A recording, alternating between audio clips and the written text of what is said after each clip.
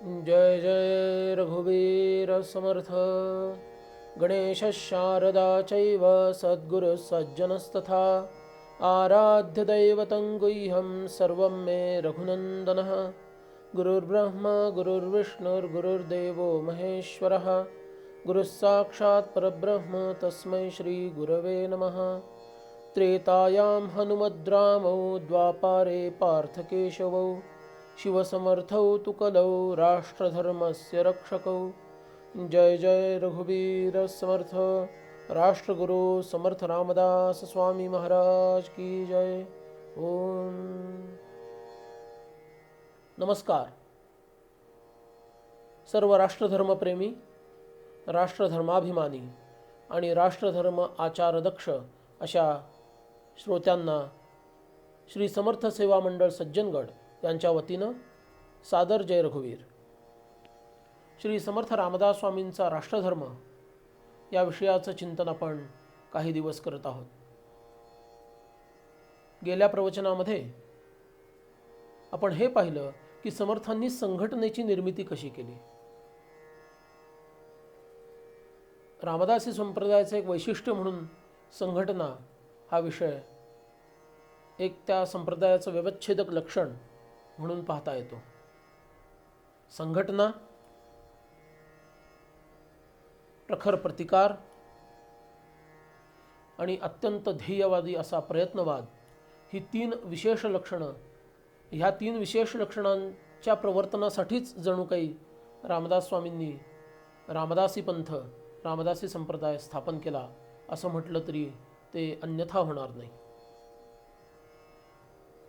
त्या काळामध्ये किती विपरीत परिस्थिती या देशावरती आली होती याचा उहापोह आपण याच्या पूर्वीच्या प्रवचनांमध्ये केलेलाच आहे।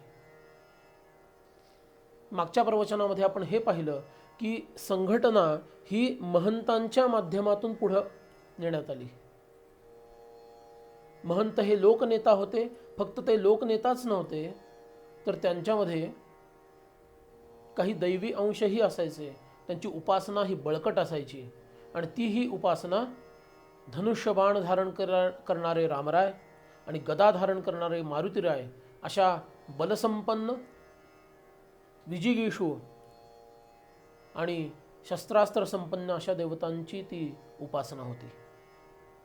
संदेश स्पष्ट होता, तो शत्रूलाही होता आणि तो स्वजनांनाही होता की आम्ही स्वराज्य स्थापन करणार आहोत। आम्हाला स्वराज्यही स्थापायचं आहे आणि सुराज्यही स्थापायचं आहे। स्वराज्य आणि सुराज्य जिथं एकत्र येतं त्यालाच रामराज्य असं म्हणतात, म्हणजे आम्हाला रामराज्यही स्थापन करायचं आहे।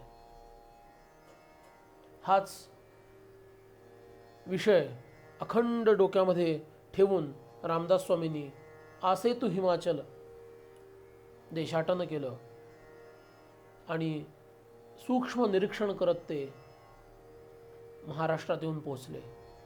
इसवी सन 1645 साली त्यांनी संघटना बांधायला प्रारंभ केला। तो प्रारंभ तसा म्हटला तर उत्तरेतच झालेला होता, पण कर्मभूमी महाराष्ट्र ही निवडली गेली आणि उत्तरेत ज्या काही मठांची स्थापना झाली त्याचं महत्त्व काय हे आपण समर्थांचं राजकारण हा जो विषय आहे त्याच्या अंतर्गत पाहणार आहोत। पण महंत हा शब्द ऐकल्यानंतर आपल्याला वर्तमानातील महंत, त्यांची महंती सामान्यतः डोळ्यासमोर येते, तीही चांगलीच आहे। पण समर्थांच्या काळातील महंती ही काहीतरी आगळी वेगळी होती आणि ती आगळी वेगळी यासाठी होती की सद्य परिस्थितीमध्ये महंतांना जे काम करावं लागत आहे सध्या, त्याच्या अत्यंत प्रतिकूल विपरीत परिस्थितीमध्ये या रामदासी महंतांना कार्य करावं लागत होतं। कारण ते कार्य देवकारणाचंही होतं आणि ते कार्य देशकारणाचंही होतं। लोकांना प्रेरित करणं, भगवत भक्त बनवणं, त्यांच्यातील दोष कमी करणं, त्यांना निर्भय बनवणं, त्यांना उपासनेला लावून देणं आणि भक्ती प्रसृत करणं, हे ते एका अंगाचं काम, तर दुसऱ्या ठिकाणी त्याच वेळेला अत्यंत क्रूर, अत्यंत भयंकर, अत्यंत धर्मद्वेषी म्हणजे हिंदू धर्मद्वेषी अशा विरोधकांचाही सामना करायचा होता. म्हणून रामदास स्वामींनी म्हटलं की महंती सुखाची नाही, येथे दुःख उदंडही. त्यामुळं आपल्याला त्या कालावधीमध्ये, त्या इतिहासामध्ये जावं लागतं आणि त्या काळातील महंतांनी किती मोठी कामगिरी केली हे आपल्याला त्या परिशीलनातून कळतं. कारण महंत म्हटलं की एक विशिष्ट प्रकारचं काम. मी आत्ता जेवढ्या आरामामध्ये बसून इथं आपल्याशी संवाद करत आहे तेवढी महंती सोपी नव्हती. त्या काळामध्ये कुठं हिंदू एकत्र होत आहेत, कुठं देवाचं नाव घेत आहेत, कुठे एखादा उत्सव करत आहेत असं दिसलं जरी तरी हे जे अविंध, हे यवन म्लेंछ, हे जे सरदार असत, ठाणेदार असत, अधिकारी असत, त्यांची माणसं सगळीकडे पेरलेली असायची की असं कुठं काही घडतंय का बघा. मग ते काजी असतील, ते मौलवी असतील, ते मौलाना असतील, एवढंच नव्हे तर सूफी फकीरसुद्धा त्यामध्ये शेकड्यानं नव्हे, हजारोनं नव्हे, लाखो भारतामध्ये होते असा उल्लेख इतिहासात सापडतो. आणि हे लोक ताबडतोब अशी गोष्ट सांगायचे की इतके इतके अमके अमके लोक या ठिकाणी एकत्र झालेले आहेत आणि काहीतरी भजन पूजन त्यांचं चाललेलं आहे. लगेच त्या ठिकाणी सरदारांनी सांगितलेले सैनिक जात असत आणि त्यांचं तो उत्सव, ते काम मोडून काढलं जात असे. असा तो भयंकर काळ होता. एका बाजूला ह्या दुष्ट लोकांचा सामना करायचा आहे आणि दुसऱ्या बाजूला अत्यंत घाबरलेले, अत्यंत स्वार्थी झालेले, एकमेकांशी कलह करणारे पण शत्रूशी कलह करायचं सामर्थ्य नसणारे, एकमेकांचे पाय ओढणारे, अप्पलपोटे असे हे स्वजन जे आहेत, अडाणी, गरीब, अशा लोकांना शहाणं करणं, त्यांचे अनेक अपराध पोटात घालणं, त्यांना एकत्र करणं, रामभक्तीच्या आणि हनुमत भक्तीच्या त्या छत्राखाली आणणं, एकजूट त्यांची करणं, त्यांना प्रबोधित करणं आणि हा उपदेश करणं की अरे रामरायांपुढे पण केवढं मोठं संकट होतं, पण त्यांनी रिसा वानरांचं सैन्य एकत्रित केलं आणि अख्खा रावण राज्यासहित बुडवला. आपणही तसं करायला हवं. भोसल्यांच्या कुळामध्ये एक अत्यंत चारित्र्यवान असा तरुण स्वराज्य स्थापनेचा प्रयत्न करतोय, त्याचं नाव शिवाजी आहे. तोच आपल्या ह्या युगातील राम आहे आणि आपण सगळी वानरसेना बनू आणि रामाने ज्याप्रमाणे वानरसेनेच्या साह्यानं रावण बुडवला तसं हे पादशाही बुडवून टाकू. हे उघड बोलता येईल का कुठं बाहेर? उघड बोलता येत नव्हतं. म्हणजे किती जोखीम या महंतांवरती होती हा विचार केला की हृदय भरून येतं की काय त्या श्रेष्ठ लोकांनी, एकट्या समर्थांनीच नाही, अनेक त्यांचे महंत आहेत, त्यांनी किती श्रेष्ठ कार्य केलं, किती आपलं जीवन धोक्यामध्ये घालून धर्मकार्य केलेलं आहे. आपणाला मी काही उदाहरणं सांगतो. ती उदाहरणं सांगितली की आपल्या लक्षात येईल की ह्या लोकांना किती भीषण परिस्थितीचा सामना करावा लागलेला आहे. आणि त्या अनुषंगानं काल जो विषय आपण पाहिला, काल परवा, बलोपासनेचा, आणि त्याला दैवी अधिष्ठान म्हणून राम आणि हनुमंताची उपासना, त्या अंगानं सुद्धा, देवकारणाच्या अंगानं सुद्धा ह्या दोघांचा परिणाम किती अद्भुत होऊ शकतो हे आपण 2-3 उदाहरणं पाहू. त्याच्यातून आपल्या लक्षात येईल. आणि हे सर्व नोंदलं गेलेलं आहे इतिहासामध्ये, म्हणून त्याला एक विशेष महत्त्व आहे. बिदर प्रांत, हा बिदर प्रांत त्या काळामध्ये पारतंत्र्यात होता. पण तिथं रामदास स्वामींनी एक मोठं मंदिर, रामाचा आणि मठ स्थापन केला होता आणि अत्यंत सामर्थ्यवान राम नावाचाच एक रामदासी महंत तिथं ठेवला होता आणि त्यांनी फार मोठा लोकसंग्रह केला. त्याचा उल्लेखच ग्रंथामध्ये असा आहे की रामनामा सामर्थ्यवंत असा महंत, रामनामा सामर्थ्यवंत असा महंत, असंच त्याचा उल्लेख आहे ग्रंथामध्ये.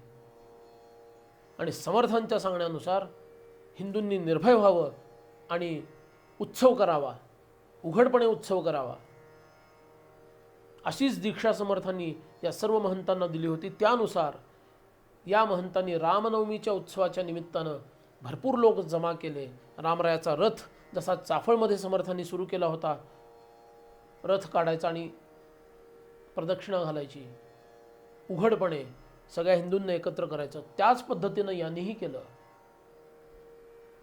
पण हा कोण बंड करतो आहे आपल्या विरुद्ध, असं त्या काळातील तिथे असणाऱ्या यवनांना वाटलं.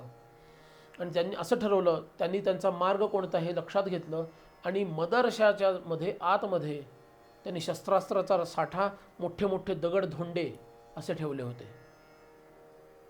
म्हणजे जशी ही रथयात्रा आपल्या जवळ येईल, आपल्या हद्दीत येईल, तसं आपण त्यांना शस्त्रास्त्रांनी बेजार करू, मारून आणि दगड मारू आणि यात्राभंग करू आणि नंतर ते मंदिरही उद्ध्वस्त करून टाकू, असा त्यांचा दुष्ट डाव होता. पण झालं काही भलतंच. कारण हा जो रामनामा सामर्थ्यवान महंत होता, हा केवळ बलसंपन्न नव्हता, तर तो उपासनेच्या जोरावर त्यांनी मारुतीरायांनाही प्रसन्न केलं होतं.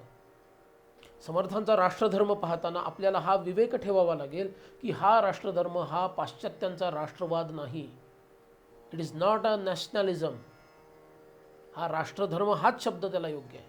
इथं दैवी सत्ताही काम करते आणि इथं माणसाचा प्रयत्नसुद्धा काम करतो. आम्हाला शिक्षणच अशा चुकीच्या पद्धतीनं देण्यात आलेलं आहे की दैवी सत्ता वगैरे काही नसते आणि आम्ही वाहत वाहत इथंपर्यंत आलेलो आहोत. पण चला, सध्या चांगले दिवस उगवल्यासारखे वाटत आहेत. असंच चांगल्या दिशेनं पुढं जावं अशी समर्थांच्या चरणी प्रार्थना करूया. आणि ही रथयात्रा जशी त्या मदरशाच्या टप्प्यात आली, जवळ आली, तसं आतील ह्या यवनांनी दगडफेक करायला आणि लांब लांब भाले आणि फेकायला सुरुवात केली. लोक पांगायला लागले घाबरून, भीतीनं. आणि एवढ्यात एक महान बलिष्ठ असं वानर तिथं दिसलं आणि त्यांनी अख्खा तो मदरसा पाडून टाकला. त्याचे सगळे दगडाच्या खाली हे सगळे म्लेंच दुष्ट लोक दगडाखाली ठेचून मरून पडले. महंती सुखाची नाही का म्हटलेलं आहे. आजची गोष्ट नाही, म्हणून मी मुद्दाम हा विषय आपल्यासमोर मांडत आहे की आज इतरही महंत आणि आम्ही सुद्धा एका अर्थानं फार सुखात आहोत. तो काळ अत्यंत भयंकर होता. प्रसंग हा तुफान रे, असं समर्थांनी त्याचं वर्णन केलेलं आहे. त्या लोकांचं जर स्मरण आम्ही ठेवलं, म्हणजे श्रोत्यांनी सुद्धा आणि माझ्यासारख्यांनी सुद्धा, तर काहीतरी देवासाठी, समर्थांसाठी, या राष्ट्रासाठी करण्याची उर्मी निर्माण होईल. मग काहीतरी बदल घडेल. ह्या लोकांनी एवढं केलं, एवढं जीव धोक्यात घालून हे राष्ट्रकार्य, धर्मकार्य केलेलं आहे, हे आपण विसरता कामा नये. असाच आणखी एक उदाहरण आपल्याला सांगतो. मसूर नावाचं एक ठाणं होतं, चाफळपासून जवळ, साताऱ्याच्या जवळ. आजही तिथं समर्थांच्या 11 मारुतींपैकी एक मारुती, दुसरा मारुती स्थापन झाला आहे. तो तिथं आजही आहे. हे ठाणं फार महत्त्वाचं होतं, कारण इथला जो ठाणेदार होता त्याचा एक उल्लेख याच संदर्भातील मी पुढच्या प्रवचनात करणार आहे. आत्ता पुरतं फक्त महंती संघटना या अर्थानं आपण बघू, कारण मसूरचं स्थान फार फार फार महत्त्वाचं आहे राष्ट्रधर्माच्या दृष्टीने. इथं समर्थांनी मारुती स्थापन केला होता आणि तिथं अत्यंत तेजस्वी, अत्यंत बलवान असा एक आपला श्रेष्ठ महंत, त्याचं नाव मुसळराम, त्या महंताची स्थापना, त्या महंताला तिथं महंती करायला सांगितली होती. मुसळराम गोसावी. मुसळराम का? त्याचं नाव राम, पण त्याच्या हातामध्ये भलं मोठं मुसळ असायचं, कांडण्यासाठी वापरायचं ना पूर्वी. ते असं मोठंच्या मोठं जसा काही मारुती गदा घेऊन खांद्यावर गदा घेऊन फिरतो आहे असाच तो मुसळराम गोसावी वाटायचा. एवढे ते श्रेष्ठ महंत होते आणि निर्भयपणे समर्थ माझ्या पाठीशी आहेत, मारुतीराय मला प्रसन्न आहेत, अगदी निर्भयपणे लोकसंग्रह करत करत करत हे मुसळराम गोसावी त्या मसूरमध्ये आणि त्या आसपासच्या प्रांतामध्ये फिरत जय जय रघुवीर समर्थ असं म्हणून लोकसंग्रह करत लोकांना निर्भय व्हा असा संदेश देत फिरत असत. नेमका त्या मसूरचा जो ठाणेदार होता हा पठाण होता आणि अत्यंत डूक धरणारा आणि कमालीचा हिंदुद्वेषी होता. हे काय इथं थोतांड सुरू झालं आहे, हे काय बंड इथं माजलेलं आहे असं त्याला फार दिवसापासून वाटत होतं आणि ह्याचा काटा काढला पाहिजे असं त्याला वाटायला लागलं. त्याच्या जोडीला इतर हे काझी लोक आणि सुफी फकीर हे कान भरायला नेहमी असायचे. त्यांनी इथं असं केलं, इथं एवढे लोक जमा केले, इथं तेवढं ह्या माणसाकडं सामर्थ्य असं काही होतं की त्याला आमने सामने जाऊन काहीतरी अपाय करावा एवढी हिंमत कुणाचीच झाली नाही. शस्त्रासहित जाऊन त्याचा काही अपाय करावा आणि बंदोबस्त करावा असं कुणाचंही सामर्थ्य कुणाची हिंमत झाली नाही. म्हणून ह्याला फसवूनच मारलं पाहिजे अशी योजना आखण्यात आली आणि मंदिराचा विध्वंस करायचा, मूर्ती विध्वंस करायची आणि ह्या मुसळरामाला संपवायचा आणि त्याच्या मदतीला जर कोणी आला तर त्यालाही संपवायचा अशी योजना ठरली. पण त्याच वेळेला रामदास स्वामी हे 32 शिराळ या प्रांतामध्ये फिरत असताना त्यांच्यापर्यंत ही बातमी गेली. म्हणजे काय संघटनेची योजना आहे बघा. शत्रूच्या गोटातील बातमी इथं रामदास स्वामींना कळती आहे.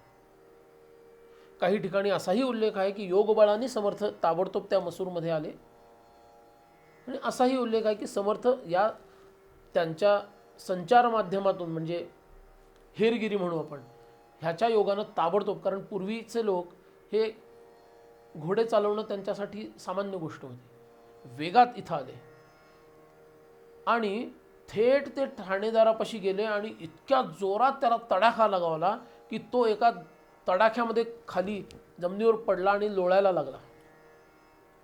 हे बाकीचे काजी आणि हे जे फकीर वगैरे लोक होते हे एवढे घाबरले, त्यांनी पोबारा केला.